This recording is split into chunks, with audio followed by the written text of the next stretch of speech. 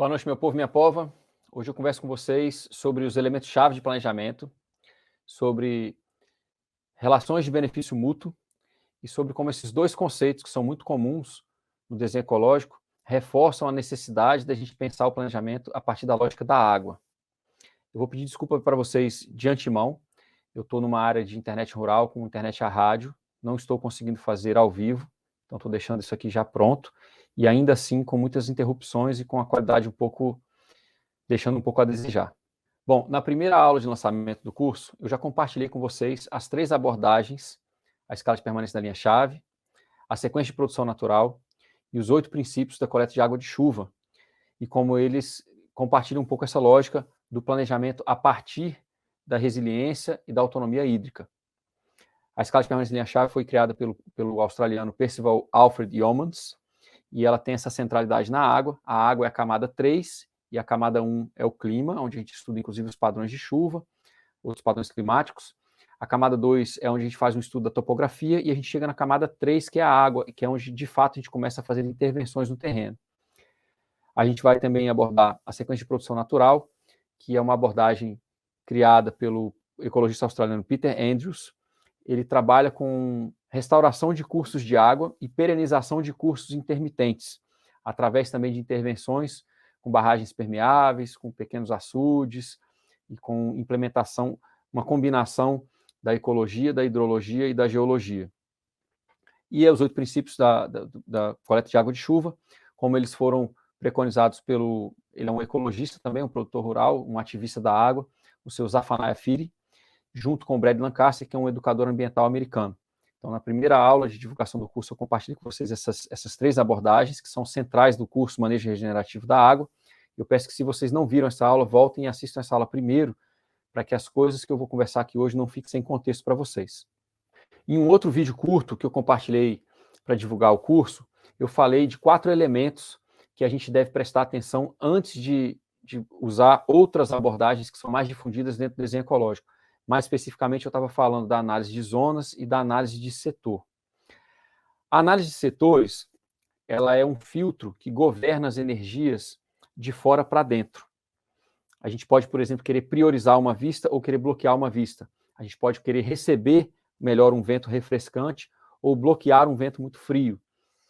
A gente pode querer receber uma água de enxurrada e usar nos sistemas de irrigação passiva, ou a gente pode querer bloquear um excedente de água de enxurrada.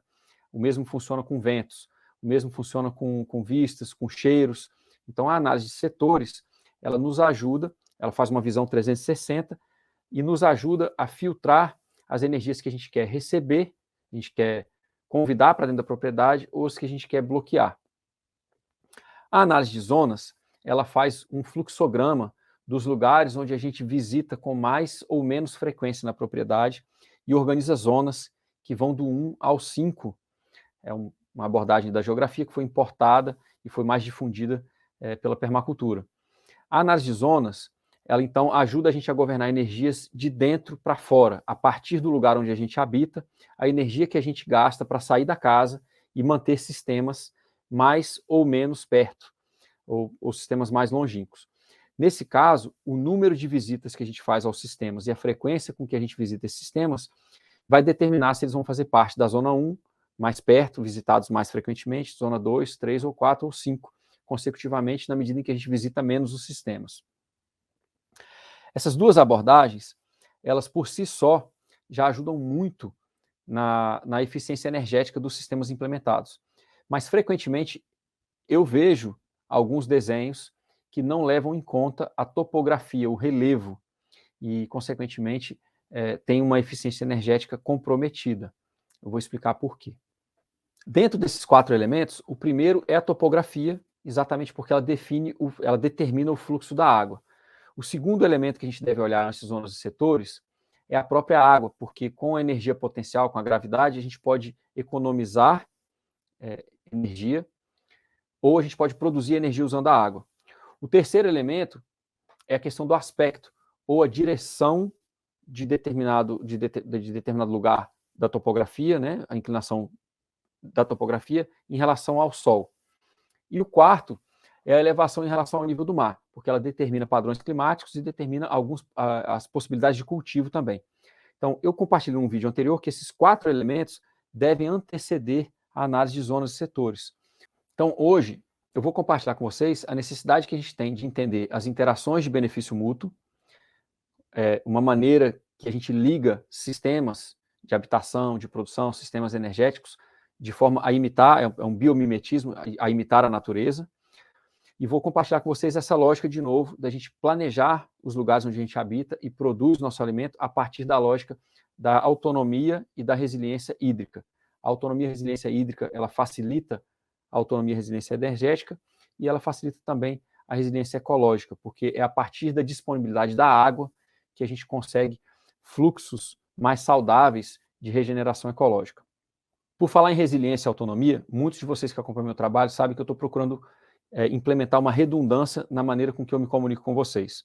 Eu peço que, se vocês não se inscreveram ainda na mala direta do meu site, euricoviana, com 2ns.com.br, que vocês passem na mala direta, deixe seu e-mail lá para receber informações sobre podcast, sobre aula, sobre curso e outras atividades que a gente pode fazer. Além disso, eu estou reforçando também um canal de comunicação com vocês a partir do Telegram. Então, peço que vocês se inscrevam no canal, entrem lá agora. Hoje eu vou fazer uma brincadeira com vocês, vou experimentar uma modalidade nova. A gente vai lançar esse vídeo, ele vai ser lançado como uma estreia às 7 horas. E aí, enquanto vocês assistem, eu vou estar no canal do Telegram respondendo as perguntas de vocês por lá. Então, se inscrevam na mala direta, além de todo aquele esquema aqui do canal, né? Se inscrevam no canal, comentem, ativem o sininho. Eu peço que vocês também entrem na mala direta e no canal do Telegram. De novo, a mala direta é euricoviana.com.br. Você, chegando no site, tem lá uma caixinha da mala direta. E para o canal do Telegram, você vai me encontrar por @podcast Impacto Positivo com Eurico Viana. Eu vou estar respondendo as dúvidas dessa aula pelo canal. Então, as ligações de benefício mútuo, como eu falei, elas estão presentes em praticamente todas as ciências do desenho ecológico, porque elas fazem um biomimetismo, ou seja, elas copiam a maneira com que a natureza funciona e tentam criar sistemas que são amparados com o maior número possível de ligações entre si, para se sustentar e se viabilizar. Assim como na natureza, quando a gente projeta sistemas com interações de benefício mútuo, o que a gente busca fazer é com que o excedente de um sistema ele cumpra a função de suprir a necessidade de outro, e assim consecutivamente. Isso porque na natureza, nos sistemas ecológicos, a gente não tem muita função de trabalho e também não tem muito o elemento de resíduo. A natureza não produz resíduo. Resíduo é uma invenção humana, assim como o trabalho. A gente trabalha muito porque a gente não desenha os sistemas de maneira correta. Se os sistemas fossem bem desenhados, a gente poderia viver com o mínimo esforço, como é a questão dos animais. É claro que existe uma questão de eficiência energética e eu vou entrar nela também. Nesse caso da questão energética, a gente tem as leis da termodinâmica que regem o universo físico que a gente vive. Uma das leis da termodinâmica diz que o nível de entropia num sistema ele tende a aumentar continuamente. A entropia é um grau, ela mede o grau de desorganização de moléculas e energia. Então, a física traz, a termodinâmica traz, que a entropia de um sistema tende a aumentar sempre até que a energia contida no sistema não seja mais disponível para rearranjar aquele sistema. Então, a gente tem uma dialética entre a termodinâmica e a vida. A vida, a ecologia, ela busca pegar essas moléculas, essa energia e reorganizar. Então, no planeta Terra, na medida em que a gente tem a ciclagem de nutrientes, a gente tem a ecologia rearranjando as moléculas e a energia e reaproveitando.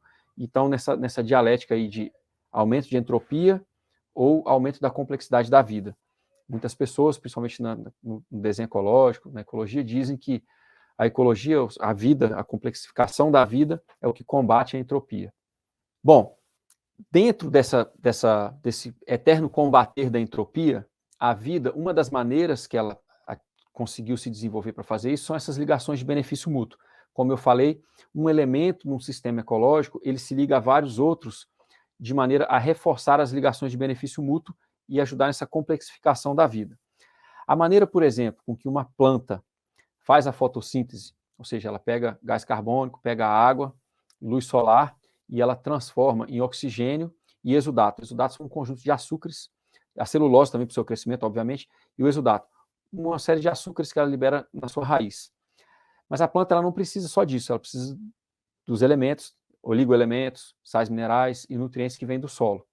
Como ela não tem um sistema digestivo, ela tem uma ligação de benefício mútuo com as hifas. As hifas são ramificações de alguns tipos de fungo, que elas mineram os sais minerais e os oligoelementos nas rochas presentes no solo, fazem uma conexão na raiz no sistema radicular das plantas, e elas pegam açúcares das plantas, que é um subproduto da fotossíntese, e trocam por oligoelementos e sais minerais que foram minerados no solo.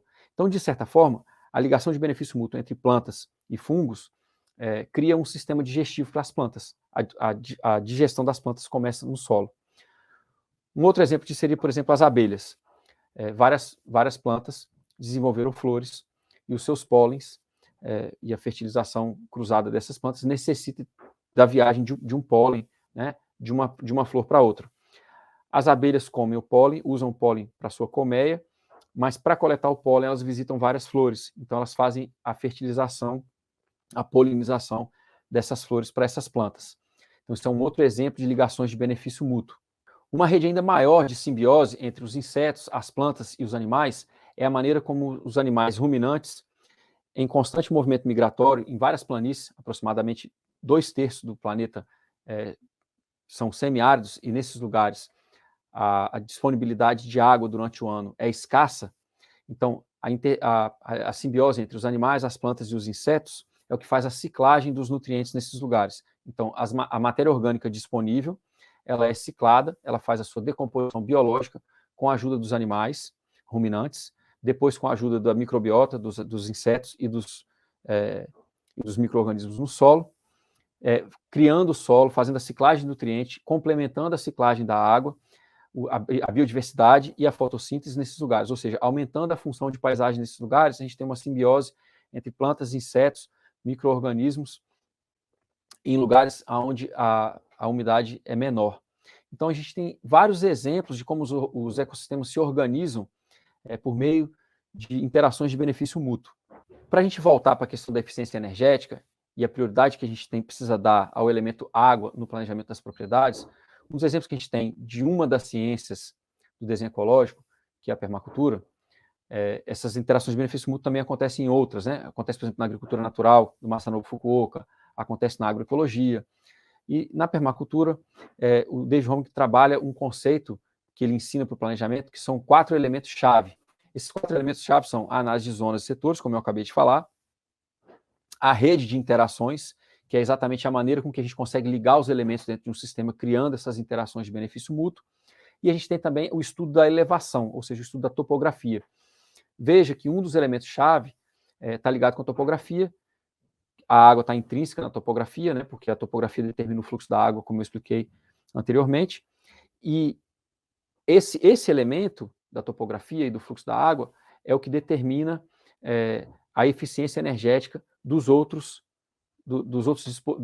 elementos-chave de planejamento. A análise de zonas, a análise de setores. E aí, no caso, até as ligações de benefício mútuo, algumas ligações podem ser beneficiadas dependendo da maneira com que a gente usa a topografia. Nas 3 abordagens que eu vou compartilhar com vocês no curso, eu já compartilhei na primeira aula de divulgação do curso, vou falar um pouquinho agora com vocês sobre elas, a gente tem uma presença muito forte dessas interações de benefício mútuo e uma presença muito forte dessa priorização da água como elemento que cria todas as diretrizes de planejamento. A escala de permanência da linha-chave, ela já é um exemplo de interações de benefício mútuo na maneira em que ela organiza as camadas de planejamento e desenvolvimento de uma propriedade. Na medida em que você estuda o clima, a geografia, a água, para depois estudar os acessos, os sistemas de produção, os sistemas de edificação, as cercas e subdivisões e o solo, já cria ligações de benefício mútuo entre essas camadas de planejamento e execução de uma propriedade rural. Na sequência de produção natural, por exemplo, do Peter Andrews, a gente tem um outro exemplo muito forte de ligação de benefício mútuo. Ele preconiza que toda intervenção nos cursos d'água deve ser uma junção entre a geologia, ou seja, o tipo de solo, o tipo de rochas, a ecologia, ou seja, o tipo de plantas que tem ali, o tipo de animais que ali vivem, né? E a hidrologia, o que você tem ali naquele curso de água passando, qual que é, enfim, o índice pluviométrico, a quantidade de água que vem, a descarga, o grau de degradação. Então, quando você faz uma ligação entre as plantas e os animais para poder criar uma um sistema de regeneração. A geologia, uma intervenção, às vezes, com barragens permeáveis, que é o que ele mais frequentemente faz. E a hidrologia, que é a água que passa por ali, você tem uma interação de benefício mútuo entre 3 áreas, que aí elas disparam uma sequência de regeneração daquele curso d'água. Nos 8 princípios da coleta de água de chuva, do Zafanaia Filho e do Brad Lancaster, a gente também tem presente a noção de visão integral da propriedade, espalhar o fluxo de água, melhorar a propriedade como um todo, sempre priorizando uma cobertura de solo viva, ou seja, vegetação.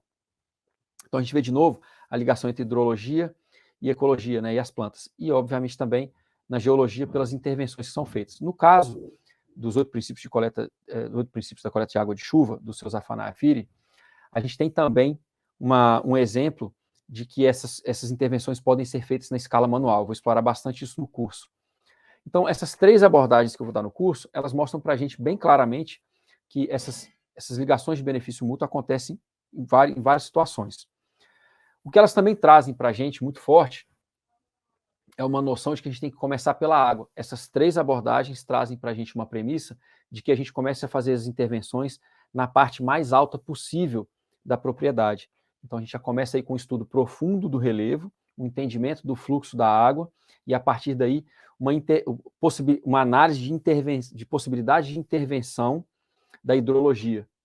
E, como muito bem explica as 4 chaves de planejamento do Holmgren, e essas 3 também que eu estou abordando com vocês, a escala de permanência da linha-chave, a sequência de produção natural e os 8 princípios da coleta de água de chuva, a partir do momento mais alto em que a gente pode começar a fazer intervenções, é onde a gente começa, de fato, a planejar a propriedade. Então, a gente tem aí uma junção de 3 abordagens do desenho ecológico, de planejamento rural, que tem centradas essa questão das ligações de benefício mútuo, e tem também centradas, bem central assim, nas suas abordagens, a prioridade da criação da resiliência e da autonomia hídrica para a implementação dos sistemas de produção alimentar, de regeneração e de moradia. O curso começa no dia 8 de julho, vocês vão encontrar na descrição desse vídeo aqui um link para mais informações, para inscrições, e a gente segue por 3 semanas, fazendo aulas com intervalos, se aprofundando nessas modalidades. Vão ter alguns vídeos complementares, alguns exercícios complementares que eu vou passar para vocês durante o curso também. E a ideia é de que vocês saiam dali, se vocês já têm uma propriedade com a capacidade de repensar integralmente a propriedade de vocês a partir do elemento água, porque sem água não há vida. E também, se vocês não têm a propriedade, para que vocês possam colocar na sua lista de necessidades, na sua lista de coisas que uma propriedade ideal tem, um estudo mais aprofundado do relevo, um entendimento mais aprofundado do relevo. Quem acompanha o meu trabalho, quem me acompanha, sabe que eu estou há algum tempo procurando um lugar para comprar. Uma das coisas que existe na minha lista de propriedade ideal é que eu tenha o domínio de uma microbacia. Isso vem através desse entendimento da prioridade e da centralidade da água no desenho. Por quê? Se eu tenho o domínio de uma microbacia, eu não vou ter água poluída por ninguém. Eu consigo fazer o manejo completo da minha água e consigo desenhar toda a minha propriedade a partir do entendimento da água. É óbvio que a gente tem microbacias pequenas ou maiores. E uma das dificuldades que eu tenho quando eu converso com as pessoas que eu estou procurando terra é qual o tamanho da propriedade. Importa menos para mim o tamanho e importa mais o domínio da água. Para mostrar para vocês como é importante esse conhecimento, mesmo que vocês não tenham uma propriedade rural. O curso vai ser excelente, a gente tem vários colegas de profissão, pessoas que já trabalham no planejamento rural, que já trabalham com a água, participando do curso, tem pessoas especializadas no saneamento ecológico, especializadas no desenho permacultural, especializadas no desenho de sistemas hidráulicos. Então, se você está interessado, você vai participar de uma turma bem legal. O curso, como eu falei, começa no dia 8. Tem um link para inscrição e mais informações aqui na descrição do vídeo. E eu vejo vocês no curso. Abraço.